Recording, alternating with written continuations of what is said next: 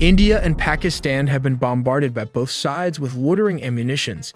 India operates the Russian-made S400 air defense system, while Pakistan has acquired the HQ9 from China. They're quite similar, as the HQ9 was a reverse-engineered by China based on the Russian S300 missile defense system. We'll also explore the role of the S400, which is designed to counter high-speed, high-altitude threats, such as jets and ballistic missiles, while the shorter-range Akash system is intended for engaging low-flying, slower-moving targets like helicopters and drones. More details all in the video ahead. Following Operation Sindoor, Pakistan reportedly deployed swarm drone tactics in a strike targeting an Indian military installation. The assault extended beyond a single site, with key military installations in several strategic cities coming under attack, including Awanti, Pora, Srinagar, Jammu, Pathan, Amritsar, Ludhiana, and even as far as Bhuj. Pakistani forces orchestrated a coordinated multi-wave offensive that involved both drones and missiles, marking a significant escalation in cross-border hostilities. In response to the growing aerial threat, India activated its advanced Russian-made S400 missile defense system, which is specifically designed to intercept high-speed, long-range missiles. Complementing this was the deployment of India's indigenous Akash missile system, engineered to effectively target slower-moving threats such as loitering munitions and drones. These two systems worked in tandem, creating a layered defense network capable of responding to a wide range of aerial threats.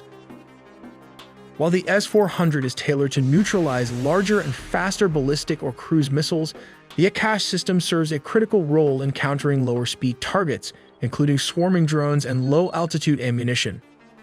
Together, they underscore India's strategic focus on maintaining versatile air defense capabilities amid an increasingly complex threat environment. Akash is a supersonic missile capable of flying at speeds up to Mach 2.5. That's more than 2.5 times the speed of sound. With a range of 25 to 30 kilometers, it can engage targets long before they pose a threat.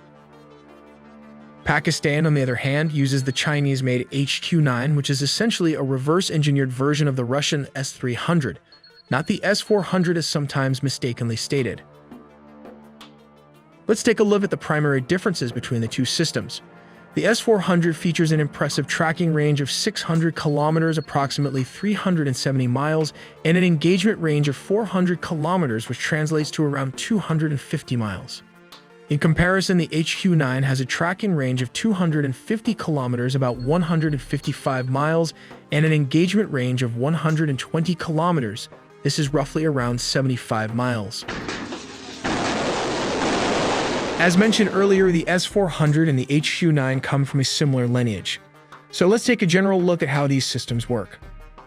A typical S400 system is made up of 6 main parts: the missile launch vehicle, a mobile command and control post, the long-range surveillance radar known as Big Bird, the engagement and fire control radar called Gravestone, an all-altitude acquisition radar, and a mobile mast system. Each component plays a vital role in the overall functionality of the system. Let's take a closer look at each of these elements. The missile itself is, of course, central to the system. The launch vehicle that carries these missiles is typically the BAS tractor truck.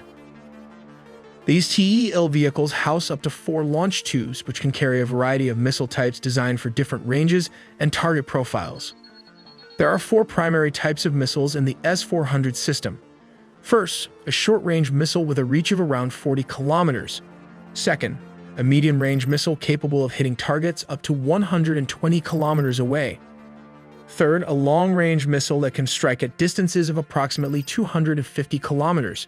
Finally, the very long-range missile, which can engage threats up to 400 kilometers away. These missiles allow the S400 to create a flexible and layered defense envelope. Now let's move on to the radar systems, which are key to the S400's advanced targeting and tracking capabilities. The first and most prominent radar is the 91N6E Big Bird, NATO reporting name Tombstone. This acquisition and battle management radar is mounted on an 8x8 trailer. It can detect and track a wide range of aerial targets, including aircraft, rotorcraft, cruise missiles, ballistic missiles, and drones, up to a distance of 600 kilometers.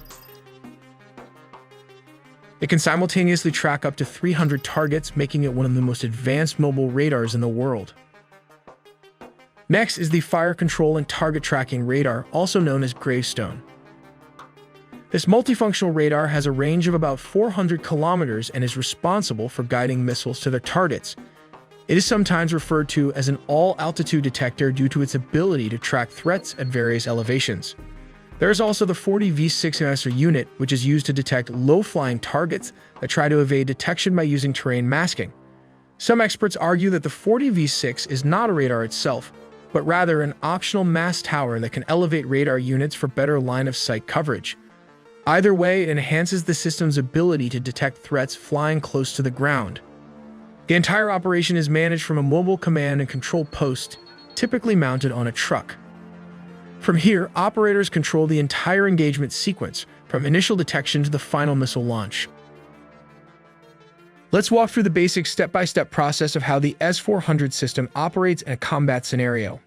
At the first step, the Big Bird long-range surveillance radar detects incoming targets. As mentioned, it can track up to 300 targets simultaneously. This information is relayed to the command and control center. At this stage, the system determines whether the target is hostile or friendly. Once a threat is confirmed, the command center decides whether to engage and, if needed, receives authorization from higher command. Once engagement is authorized, the command post instructs the launchers to fire the appropriate missile. The type of missile used depends on the range and nature of the target. Notably, the system typically launches 2 missiles per target to maximize the chance of a successful hit, one primary and one backup. The missiles are guided to the target using the engagement radar. This radar works in real time with the surveillance radar, continuously updating the missile's trajectory based on the target's movements.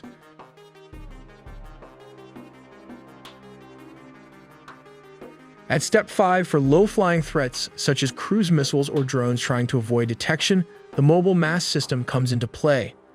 It can detect these targets even when they're flying under radar coverage and allows the command post to initiate a missile launch, with mid-range interceptors to neutralize them. In terms of capacity, the S400 system can track up to 300 targets at once, engage 60 to 80 of them simultaneously, and guide up to 160 missiles in flight. Considering it usually launches 2 missiles per target, this capacity makes it highly effective in high-intensity combat environments. Of course, no system is without limitations. While the S400 is formidable, especially against poorly coordinated or unprepared attacks, its effectiveness is still influenced by the weapons mix deployed alongside it. One key limitation is the curvature of the Earth, which restricts radar line of sight and can create blind spots, especially for low-flying objects. This means cruise missiles or aircraft flying close to the ground might not be detected until they're dangerously close, sometimes as little as 40 kilometers away. Despite these drawbacks, the S400 remains one of the most advanced and versatile air defense systems in the world. We also make original engineering content, so please subscribe and hit the notification bell for more videos.